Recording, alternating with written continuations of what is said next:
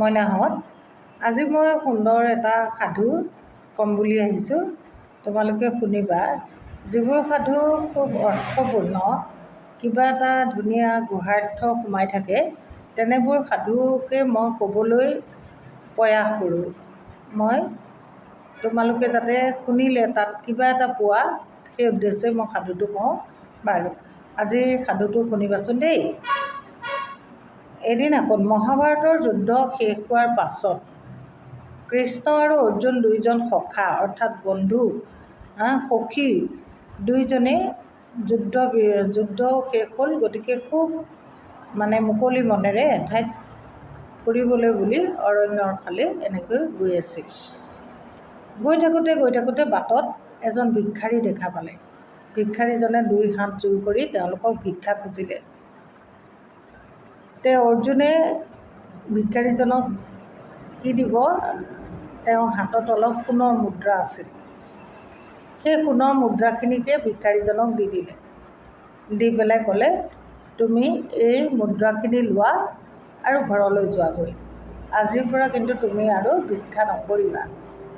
কাৰণ ৰাজ্যত ভিক্ষাৰী থকা মানে সেইখন দেশৰ কি সূচায় জানানে? অৰ্থনৈতিক অৱস্থাটো দুৰ্বল দেখুৱায়।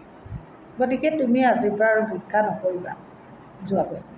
সেই বুলি ক'লে আৰু ভিক্ষাৰীজনে অতি আনন্দ মনেৰে ঘৰলৈ দৌৰি আহিল। আহি তেওঁ মনতে ভাবি আহিছে, বা মই ইমানবোৰ সোণৰ মুদ্ৰা পাই গ'লোঁ, এতিয়া মোৰ ধুনীয়া এটা ঘৰ বনাব পাৰিম, মই ধুনীয়াকৈ খাব পাৰিম, মই থাকিব পাৰিম। এনেকৈ তেওঁ ঘৰলৈ আহিল। আহি পেলাই সেই সোণৰ মুদ্ৰাখিনি আচুতীয়া ঠাইত লুকুৱাই থ'লে। কিন্তু ভাগ্যৰ নাথাকিলে যে নাপায়, দুখীয়াৰ দুখ থাকে। তেওঁ কি হ'ল, ৰাতিয়েই টকাখিনি কোনোবাই চোৰে লৈ গ'ল। তাৰপাছত তেওঁ কি কৰিব, তেওঁক আকৌ ভিক্ষা কৰিবলৈ হাক দিছিলে। কিন্তু তেওঁ কি কৰিব, টকাখিনি যিহেতু চোৰেই লৈ গ'ল, পিছদিনা তেওঁ আকৌ ভিক্ষা কৰিবলৈ গ'ল। ভিক্ষা কৰিবলৈ যেতিয়া গ'ল, সেইদিনা কৃষ্ণ অৰ্জুন আকৌ ঘূৰি আহি তেওঁক আকৌ সেই ঠাইতে ভিক্ষা কৰি থকা দেখিবলৈ পাই অৰ্জুনে সুধিলে, তোমাকতো মই কালি বহুত সোণৰ মুদ্ৰা দিছিলোঁ আৰু ভিক্ষা কৰিবলৈ হাক দিছিলোঁ, তুমি আজি আকৌ কিয় ভিক্ষা কৰিবলৈ আহিলা? তেতিয়া ভিক্ষাৰীজনে ক'লে যে, হে প্ৰভু, কি হ'ল, মোৰ টকাখিনি কালি চোৰে নিলে। গতিকে মইতো ভিক্ষা নকৰিলে আজি খাবলৈ নাই, ভিক্ষা কৰিবলৈ সেয়েহে ওলাই আহিলোঁ। সেইদিনা অৰ্জুনে এটা হীৰাৰ মুদ্ৰা তেওঁৰ হাতত দিলে, হীৰাৰ টুকুৰা আৰু তেওঁৰ হাতত দিলে। দি পেলাই ক'লে, যোৱা, এই বস্তুটো এই হীৰাৰ টুকুৰাটো লৈ যোৱা আৰু তুমি যি ইচ্ছা তাকে কৰিব পাৰিবা। সেইবুলি তেওঁ মূৰত এনেকৈ টপৰিয়াই যোৱা বুলি ক'লে আৰু ক'লে যে আজিৰ পৰা আৰু তুমি কিন্তু ভিক্ষা নকৰিবা। তাৰ মানুহজনে লৈ গ'ল হীৰাৰ টুকুৰাটো, নি তেওঁ আচুতীয়াকৈ এটা কলহৰ ভিতৰত ৰাতিটোৰ কাৰণে এটা আচুতীয়া কলহত সুমুৱাই থৈ দিলে। পিছদিনাখন ৰাতিপুৱা তেওঁ শোৱাৰ পৰা উঠাৰ আগতেই তেওঁৰ পত্নীয়ে সেই কলহটো লৈ নদীৰ পৰা পানী আনিবলৈ গ'ল। আৰু পানী আনিবলৈ গৈ প্ৰথম কলহটো ধুই ল'লে। যেতিয়া কলহটো ধুলে, সেই তাৰ পৰা হীৰাৰ টুকুৰাটো ওলাই নদীত গুচি গ'ল। গতিকে এইবাৰো তেওঁ কপালত দুখ আহিল যে দিছে ভগৱানে, কিন্তু বাৰে বাৰে তেওঁৰ হাতৰ পৰা গুচি গৈছে। সেয়েহে তেওঁ কি কৰিলে, আকৌ ভিক্ষা কৰিবলৈ ওলাই গ'ল।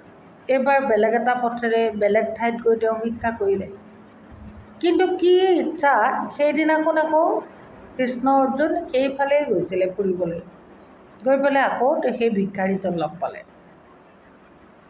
আকৌ ভিক্ষা কৰি থকা দেখি এবাৰ কৃষ্ণ আগবাঢ়ি গৈ সুধিলে, তুমি আজি আকৌ ভিক্ষা কৰিবলৈ আহিলা কিয়? তোমাৰ কি হৈছে? তেতিয়া মানুহজনে বৰ দুখেৰে কান্দি কান্দি কথাকেইটা ক'লে।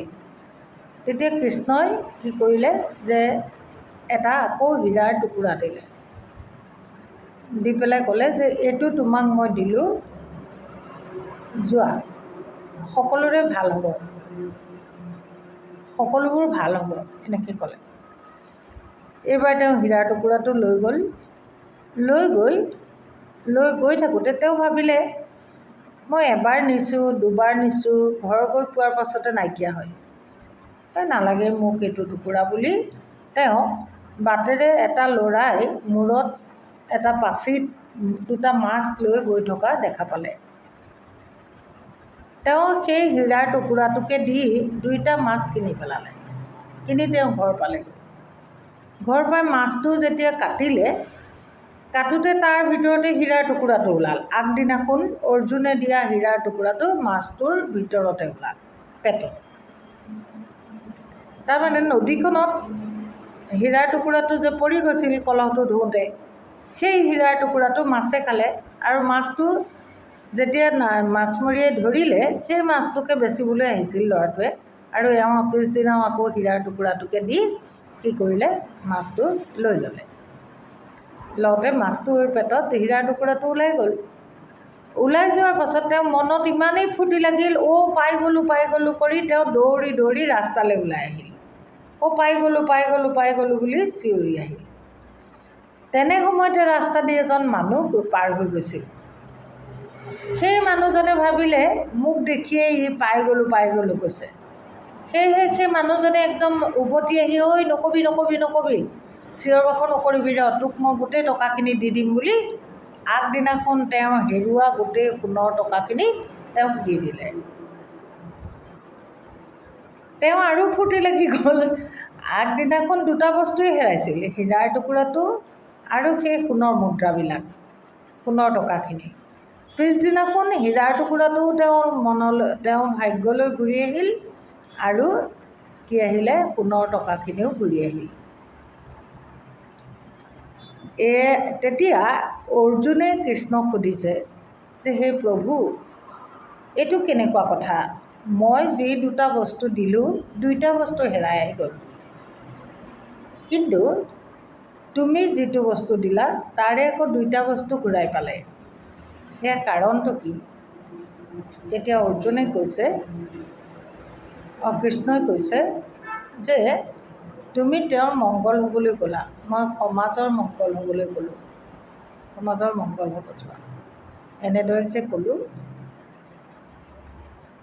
সেয়েহে কি হ'ল, এই বস্তু দুইটা ঘূৰি আহিল। গতিকে আমি সদায় নিজতকৈ সমাজৰ মংগল হোৱা কাম কৰিব লাগে। নিজৰ মংগল লগতে তেতিয়া নিজৰ মংগল হ'ব। ইয়াৰ লগত আৰু এটা কথা সম্বন্ধ আছে, যিটো বস্তু তোমাৰ কপালত নাই সি আহি গুচি যাব, আৰু যিটো বস্তু তোমাৰ কপালত আছে সি কি হ'ব, নিবিচৰাকৈ আহিব। এই দুটা কথা আমি এই সাধুটোৰ পৰা বুজিব পাৰিছোঁ।